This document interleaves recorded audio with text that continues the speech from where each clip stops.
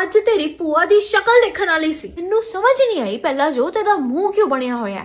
ਫਿਰ ਮੈਂ ਸਮਝੀ, ਲੈ ਸਾਰਾ ਕਲੇਸ਼ ਤਾਂ ਮੇਰੇ ਸੂਟ ਨੇ ਪਾਇਆ। ਸੂਟ ਦੇਖ ਕੇ ਸੜ ਗਈ, ਹੋਰ ਕੀ। ਇੱਕ ਬੰਦੇ ਨੇ ਮੇਰੇ ਤੋਂ ਪੁੱਛਿਆ ਤੁਸੀਂ ਸੂਟ ਕਿੱਥੋਂ ਲਿੱਤਾ?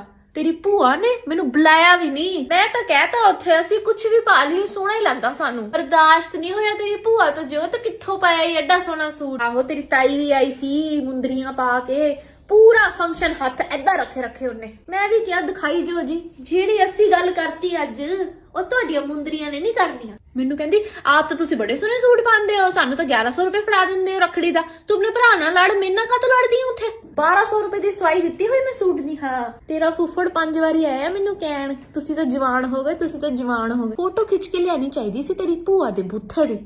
मैं ना सेंस कर लेनी है, मेरी खुशी नहीं देखी जाती है। आ कित्थों सोहनी बनी आई, आ कित्थों चज दे कपड़े पाए, बर्दाश्त नहीं हुंदा।